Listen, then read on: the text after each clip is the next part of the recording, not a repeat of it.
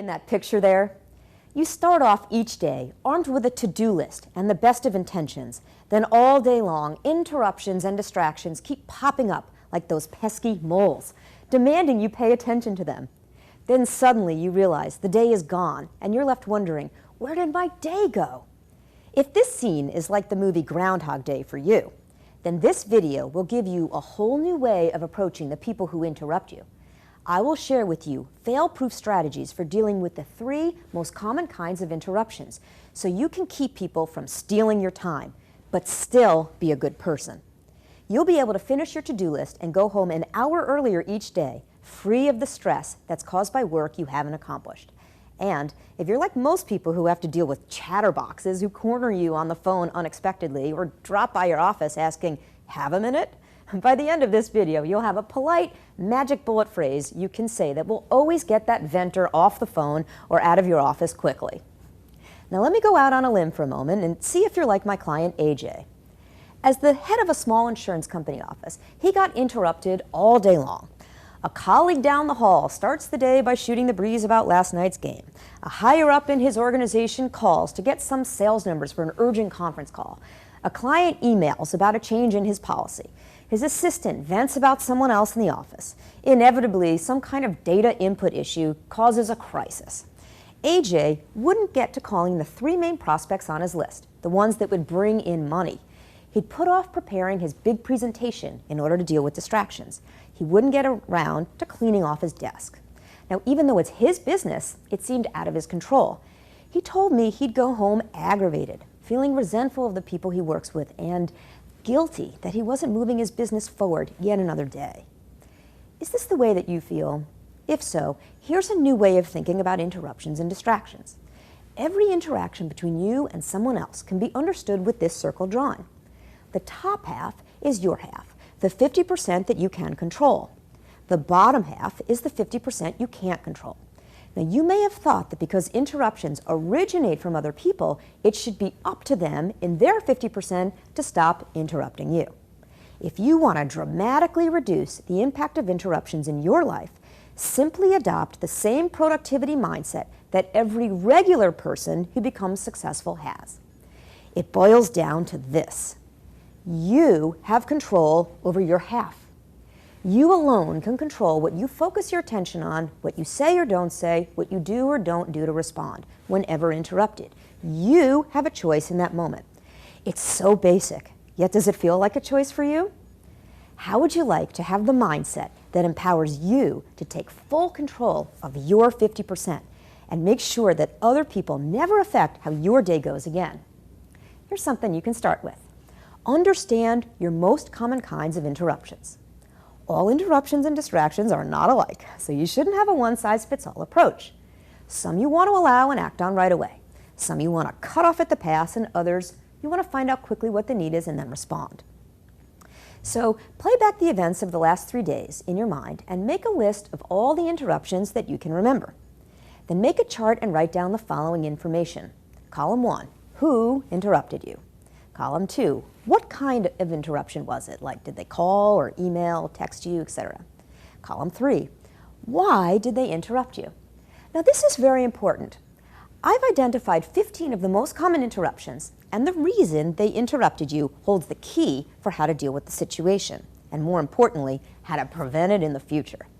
I want to give you 3 examples from this list of the 15 most common kinds of interruptions, so that you can start to take control of your day right away. Here they are in no particular order. 1, people who interrupt you for the same things over and over. When you have people who interrupt you frequently for the same kinds of questions, this is a sure opportunity for you to do whatever you can in your 50% to prevent these interruptions again. Try creating a frequently asked questions document and include all the things people come and bug you about. Make it super easy and user-friendly. Index it for people so it's simple for them to find the answers they need. Then it's very important to alert everyone that this information is available. Notify people at meetings. Set up an email autoresponder that reminds everyone about it. Maybe even put a signature line in your email that says, "I'm happy to answer questions that are not answered in my FAQ document." If they have a question not covered in your document, you might have them fill out a form or hold regularly scheduled office hours at which they can ask you questions. If you're in business for yourself, do you have a frequently asked questions on your website and in your social media profiles? The idea is to prevent these kinds of interruptions in the future. Second kind of interruption, a request to do something that is urgent for the other person, but not for you. Like a colleague who needs to prepare for a meeting in 2 hours and just sent you the email now. Or it could be maybe your spouse who's wanting to make travel plans. In this kind of interruptions, it's worth your while to take a moment to find out more information about the situation and then kind of triage your response. Respond according to what you find out. Ask some questions like, what exactly do they need? For what purpose? By when? And what time do they need to get the information in order to review it? Because with this information, you can have some control over planning when you will get it to them. If it's for a conference call with a senior leader or with a client, then it's true, it may have to become a priority for you too. But you can always have some control in your 50%. Like ask them to describe exactly what they need so that you don't have to waste your time figuring it out. Or if they're the kind of person who creates emergencies often, use effective influencing techniques to inform them that they can get a better response from you with adequate notice. In short, figure out what's required of you and respond, but then minimize future interruptions by resolving it at its root cause. Third kind of interruption, someone who wants to vent or share their experience. Now we get to the moment you might have been waiting for. How do you deal with that chatterbox who comes knocking at your door asking, "Got a minute?" Or calls out of the blue and starts spewing another long-winded story they think you have to hear, or vents about something that you don't want to be listening to.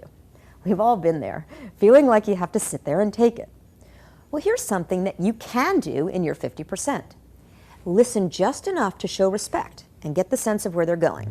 And then, when you're ready to politely cut it off, simply say this magic bullet phrase. How specifically can I be helpful to you? This always works because it makes the other person stop their babbling and actually have to think about and concisely state their purpose for coming to you. Now, if they do say, well, I just need to vent, you can say, okay, I have 5 minutes until I have to leave for my next meeting. I'm all ears.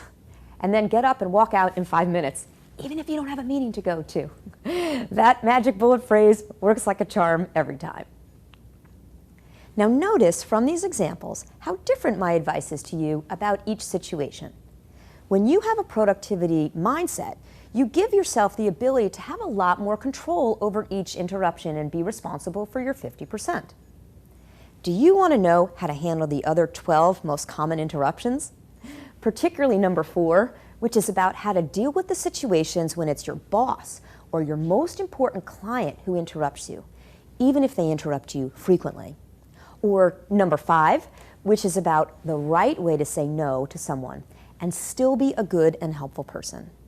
If so, go to www.productivitymindsetmastery.com and download the program for yourself now.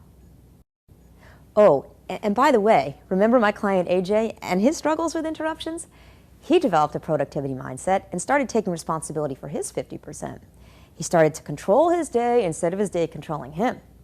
He started getting home from work an hour earlier, and he told me it felt great not to be stressed out or feel guilty anymore. Just by being able to focus his attention on revenue generation and cost savings instead of responding to interruptions all day, during the first month of our coaching, he landed a new $17,000 client. He was so psyched. Get the same strategies for how to create uninterrupted time and keep great relationships with your coworkers, your boss, your clients, and even your family members. Download them now at www.productivitymindsetmastery.com.